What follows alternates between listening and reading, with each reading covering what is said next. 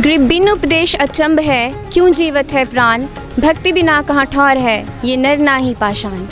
आज ऐसे न्यूज़ की टीम पहुंची है सतलोक आश्रम खमाणों, ज़िला फतेहगढ़ साहिब, पंजाब में। जी हाँ, ज़िला फतेहगढ़ साहिब खमाणों में आज से तैयारियां शुरू हो रही हैं संत गरीबदास जी महाराज के जो 3 दिवसीय समागम के उपलक्ष्य में।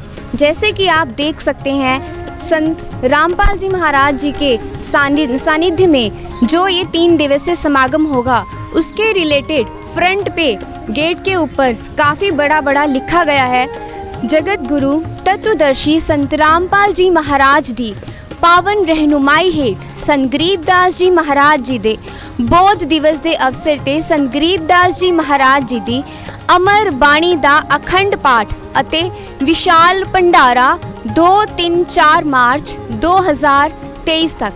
जी हाँ, संत गरीबदास जी महाराज जिनका बौद्ध दिवस 1727 में हुआ था और उनको कबीर परमात्मा सह शरीर जिंदा बाबा के रूप में आकर मिले थे, उसके उपलक्ष्य में यहाँ पर 3 दिवसीय समागम की तैयारियां ज़ोरों शोरों से चल रही हैं। आइए अब चलते हैं गेट के अंदर और जायज़ा लेते हैं अंदर की। जैसे कि हम अंदर आ चुके हैं और देख रहे हैं यहाँ पर किस तरह की व्यवस्था चल रही है। भगत हैं अपनी सेवाओं में लगे हैं, यहाँ पर माइयाँ भी अपनी अलग सेवाओं में सिक्योरिटी की सेवा में लगी हैं। आइए पूछते हैं संत रामपाल जी महाराज के श्रद्धालुओं से कुछ प्रश्न। नमस्कार सर। सर आपका क्या नाम है? मेरा नाम रमेश दास। आप कहाँ से हैं? मैं लुधियाना से हूँ, पंजाब। सर यहाँ पर किस तरह की तैयारियाँ चल रही हैं? यहाँ पर हमने सिक्योरिटी की तैयारियाँ की हुई हैं। ऐसे हमने या गेट के ऊपर रखे हुए हैं जो चेकिंग करने के लिए वॉलंटियर्स है हमारे पास में, वो बाकायदा जब आते हैं तो उनके बैग वगैरह चेक करते हैं और साथ में कोई नशीली चीज़ उसके बीच में नहीं होनी चाहिए, वो चेक करते हैं। और खाने पीने वाली चीज़ भी हम अंदर नहीं जानी चाहते, क्योंकि हमारे यहाँ खाने पीने वाली चीज़ सब अंदर ही व्यवस्था मिलती है। दूध है, बिस्कुट है, जो भी चीज़ अब अंदर लिया है, बीमार आदमी उसको उसी ढंग की मतलब हर चीज़ मिलती है खाने के लिए। जो भी मांगेंगे उनको वो चीज़ वहाँ अंदर मिलेगी। और सर ये आप नंबरिंग वगैरह लिख करके क्या लिख रहे हो? ये कुछ सिक्योरिटी वाले आए हैं, उनके नाम लिखे हुए हैं कौन कौन आज सिक्योरिटी पर है। दूसरा जो व्हीकल आते हैं उनके भी हम नंबर नोट करते हैं सिक्योरिटी पर्पज़ के ऊपर। जैसा कि आपने देखा कि सिक्योरिटी की इतनी अच्छी व्यवस्था है कि वो जो भी अंदर आ रहा है उनके नाम प्रॉपर लिखे जा रहे हैं और ये भी लिखा जा रहा है कि उनका फ़ोन नंबर क्या है, ताकि अगर कोई प्रॉब्लम आए उनको फ़ोन करके सूचित किया जा सके। जैसे अब साथ में व्हीकल्स भी आ रहे हैं, 2 व्हीलर, उस 2 व्हीलर के लिए भी यहाँ पर प्रॉपर अच्छे से सुविधा दी गई है।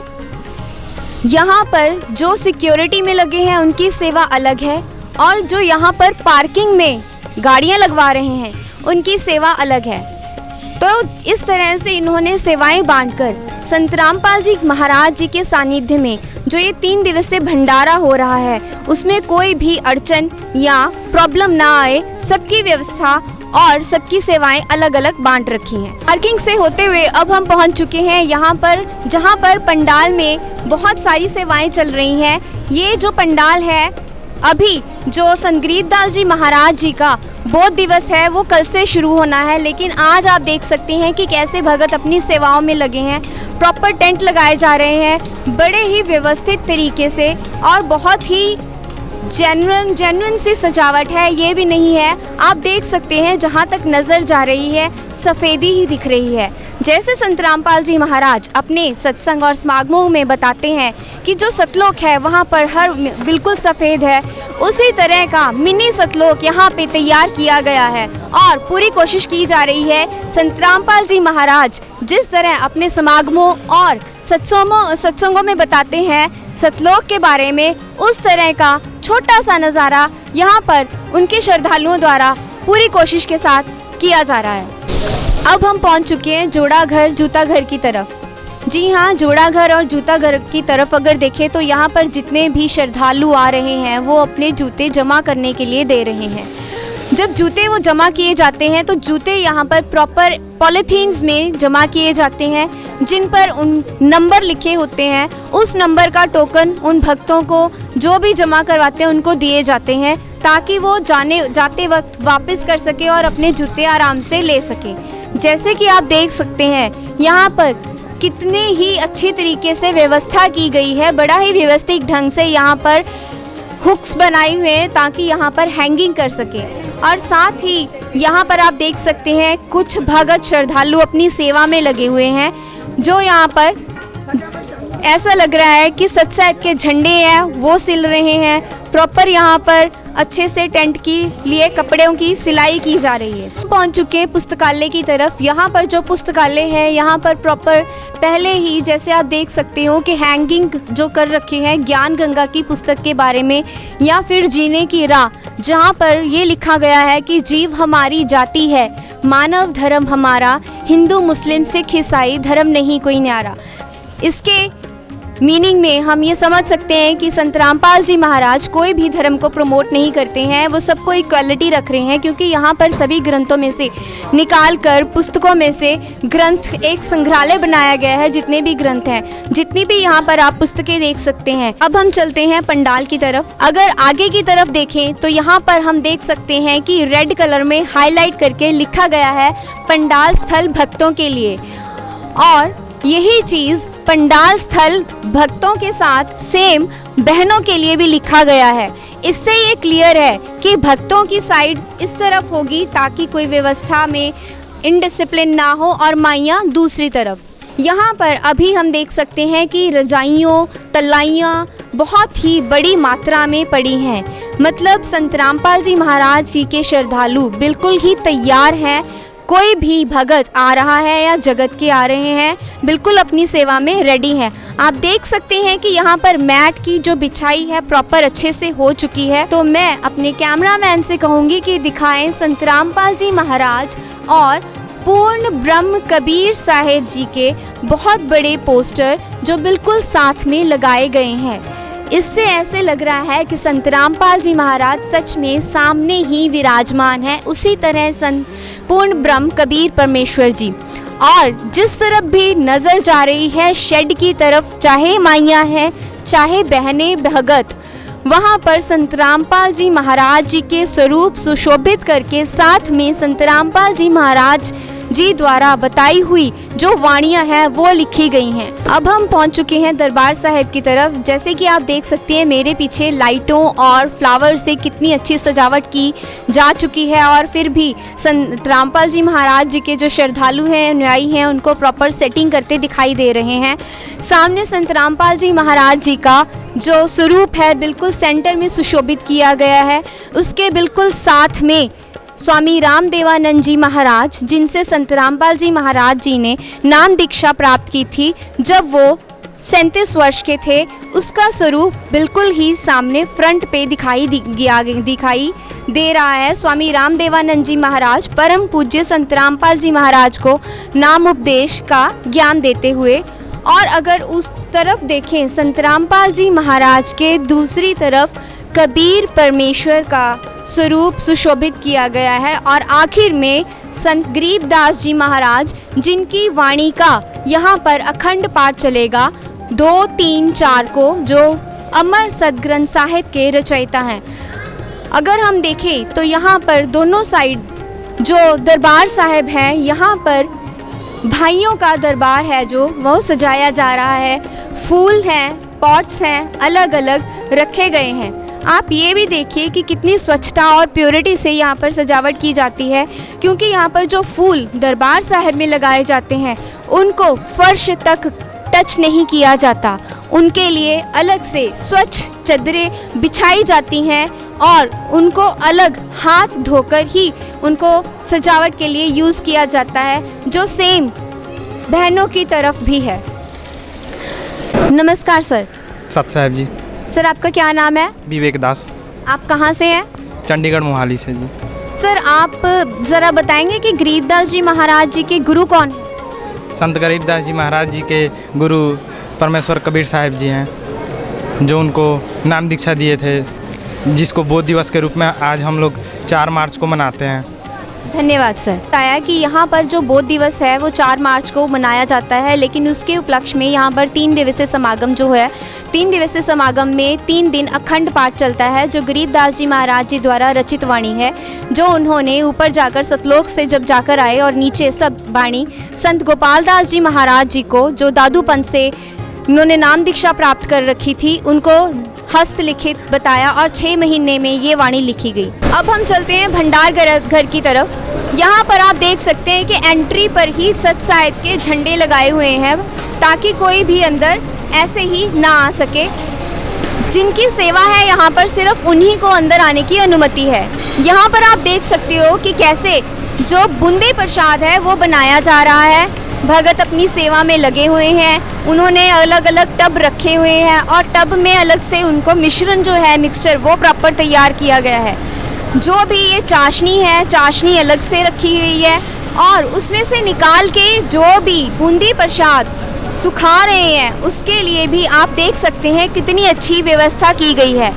अगर आप देखें तो एंट्री पे ही सामने यहाँ पर जो लिखा हुआ है सत साहिब करके, साथ में इंस्ट्रक्शंस दी गई हैं कि जो भी अंदर आएगा वो सिर पर टोपी और मुंह पर मास्क लगा होगा उसके, तभी उनको एंट्री की अनुमति है। और साथ में कोई भी इशू है तो यहाँ पर अगर इशू आ जा रहा है तो साथ में और भी फायर एक्सटिंग्विशर्स भी साथ में हैं। यहाँ पर भगत कुछ खड़े हैं, देखते हैं, पूछते हैं उनसे इस सेवा के बारे में। नमस्कार सर। नमस्ते जी। सर आपका नाम क्या है? ओम प्रकाश दास। आप कहाँ से हैं? हम नागौर डिस्ट्रिक्ट राजस्थान से है जी। आप इतनी दूर राजस्थान से यहाँ सेवा में आए हैं? हाँ जी, बिल्कुल सेवा में आए।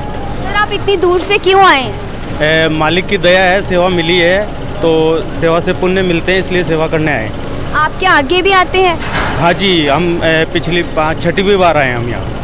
सर आप हमें यहाँ पे बताएंगे कि किस प्रकार की यहाँ पे सेवाएं हैं?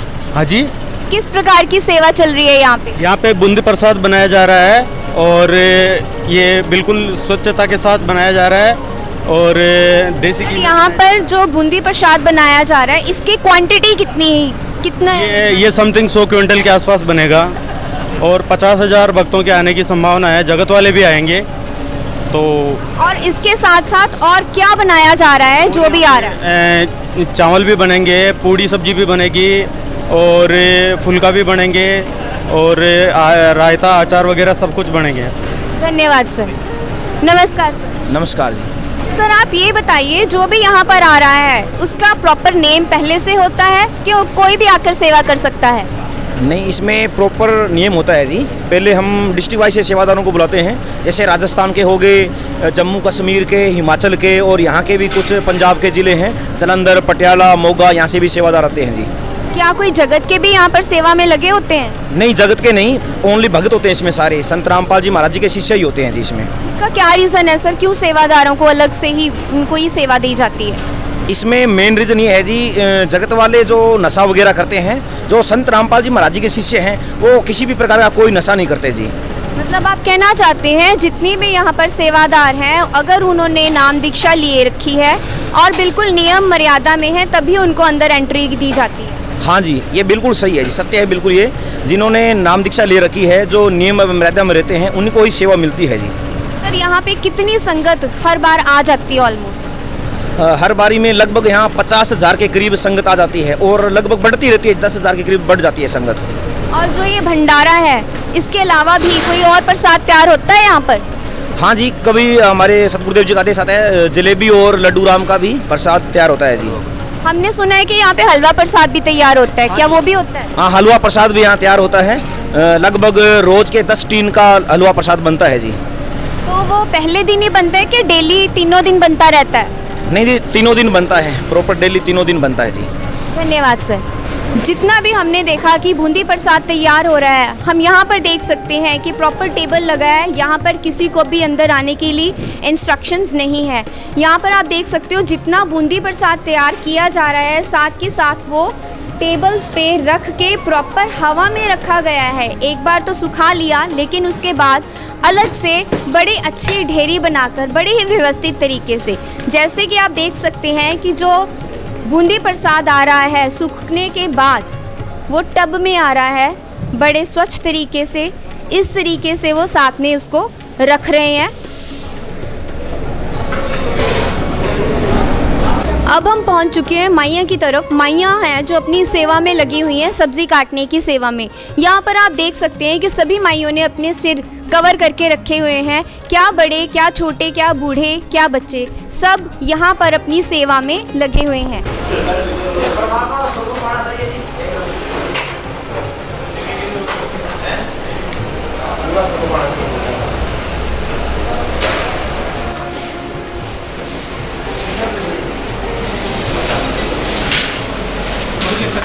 आप उनको आगे लेना।